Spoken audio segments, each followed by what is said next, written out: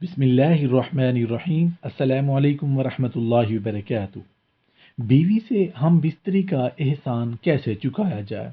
जब खावंद को अपनी बीवी के पास आने की हाजत हो तो उसका मुरवजा तरीका ये है कि बीवी के साथ कमरे में उस वक्त कोई और ना हो, हत्ता कि शीरख्वार बच्चा भी ना हो। हाँ, अगर बच्चा सोया हुआ हो तो कोई मुज़ायका नहीं। शरीयत ने मियाँ बीवी को अख्तियार दिया है कि वो दिन में या रात के किसी भी हिस्से में अज़दवाजी अमल यानी मुबाशरत या हम बिस्तरी को सर अंजाम दे सकते हैं।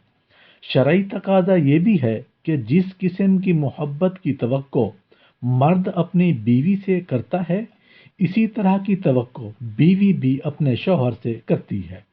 अखलाकी तौर पर यह मुनासिब नहीं कि शौहर अचानक आए और अपना मतलब निकाल कर यानी हम बिस्तर होकर या जमा करके चला जाए कि बीवी बदस्तूर तशना रहे, जिससे उसको तशवीश और हैरानी लाहक हो। लेकिन अगर इस अज़दवाजी मिलाप को बखूबी सर अंजाम दिया जाए तो बीवी के लिए भी ये मरहला आसान होगा।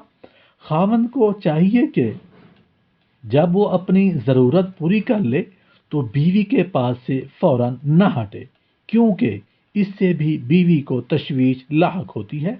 बल्कि मर्द उसके बाद बीवी के साथ तादेर मौजूद रहे ताकि ये यकीन हो जाए कि बीवी की हाजत भी पूरी हो चुकी है।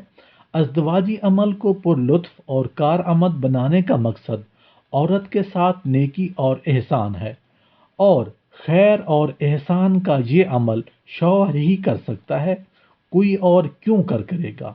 इसलिए शौहर को चाहिए कि अपनी सी हर मुमकिन कोशिश करे कि बीवी भी लुत्फ़ ज़ौजियत को हासिल कर चुकी है।